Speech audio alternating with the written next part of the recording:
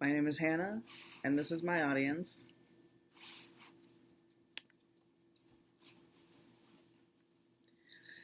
Charles Manson spent his entire adolescence behind bars. It is alleged that upon his release, he asked them not to let him go, knowing the damage he would cause and how incapable he would be at integrating back into regular society.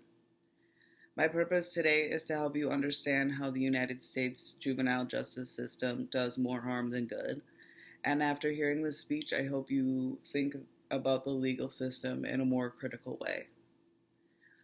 The primary goals of the United States juvenile justice system are supposed to be to maintain public safety, successfully address treatment needs, and promote skill development to integrate these youths safely back into the community. Unfortunately, the United States juvenile justice system is doing the direct opposite and imprisoning youth just to send them back into society, a greater danger than when they were initially apprehended, as rehabilitation cannot coexist with stripping someone of their humanity. Most of the youth offenders who experience juvenile detention will go on to continue lives of crime far into their adulthood because of this flawed system. I personally grew up around family and friends who have been in and out of the system, and I myself had struggled in the past. I know how it feels to have your dignity taken away in an instant and to be caged like an animal. Now I'm attending Keiser University as a paralegal student and plan on becoming a criminal defense attorney. This is a subject that I'm very passionate about. So let's begin by considering the juvenile justice system in the U.S. in comparison to other nations. Until the country's first juvenile court in 1899, minors as young as 7 years old entered the same criminal court system as adults. Now, the U.S. remains one of the most aggressive juvenile justice systems in any first world country and has the highest incarceration rate, 11 times higher than Western Europe and Asia. These numbers are astounding. The United States is a model nation for many reasons, yet the way in which we punish juvenile offenders is not one of them. Let's consider the home lives of these youths for a moment.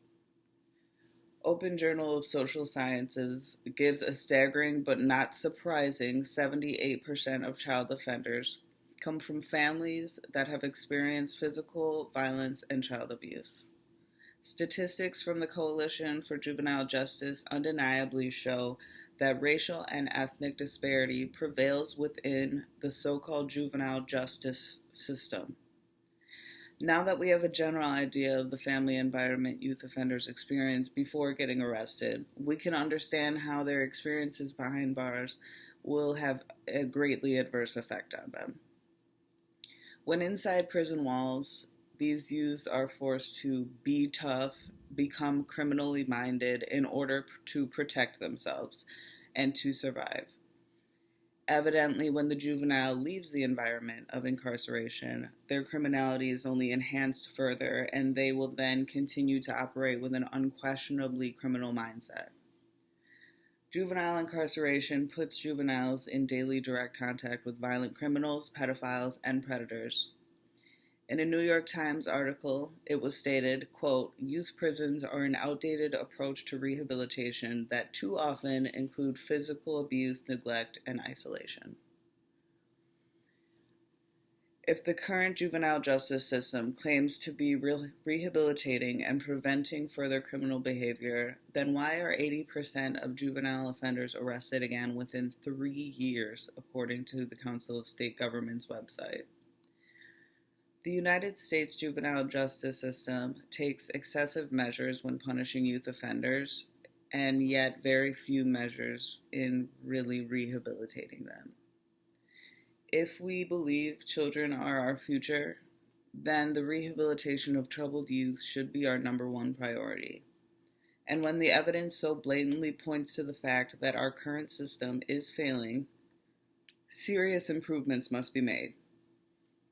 The depth of understanding of human behavior, mental health, and certainly how children are influenced by their upbringing and family dynamics have evolved enormously over the past 50 years, as should our methods of legal punishment towards children.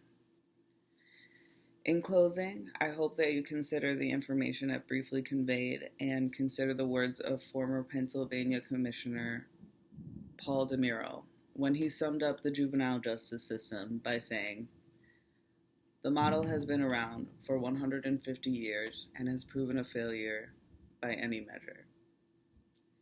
Thank you.